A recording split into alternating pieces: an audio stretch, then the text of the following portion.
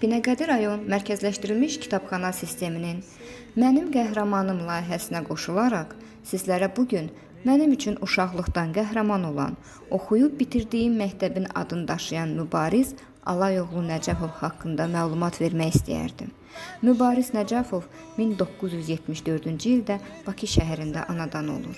1991-ci ildə Xətai rayonundakı 86 nömrəli tam orta məktəbi bitirir. Azərbaycan Neft Akademiyasının Energetika fakültəsinə daxil olur. 1993-cü ilin yay imtahanlarını verib, iyul ayına könüllü olaraq Milli Ordu sıralarına qatılır. Onun döyüş yolu Ağdərə rayonunun Maqadis, Tanakeş kəndlərindən keçir. Neçə döyüş əməliyyatda iştirak edir, fədakarlıq göstərir. Yaxşı xidmətlərinə görə tezliklə çavuş rütbəsini alır. 1993-cü ilin 29 dekabrında Ağdərə rayon uğrunda gedən döyüşlərdə xidmət etdiyi bölmə döyüş zamanı mühasirəyə düşür. Ermənilər mühasirəni getdikcə daraldır. Mübariz bunu görüb açıq döyüşə girir. Əlindəki qumbaranı onların topasına atır və eyni vaxtda avtomatdan ateş açır.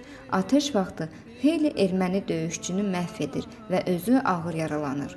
Çox çətinliklə mühasirədən çıxıb yaranmış vəziyyətdən komandirə məlumat verir və aldığı ölümcül yaradan sonra əbədi olaraq gözlərini yumur. Mübariz Nəcəfov Şəhidlər Xiyabanında dəfn olunub.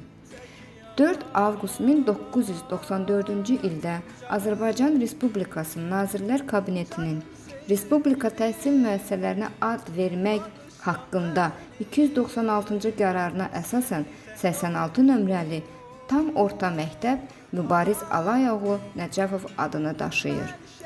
Ömrün bahar çağında gül tək soldu Mübariz, xalqımızın yolunda şəhid oldu Mübariz. Sınmayan, əyilməyən polad qoldur Mübariz, gələcək nəsillərə parlaq yoldur Mübariz.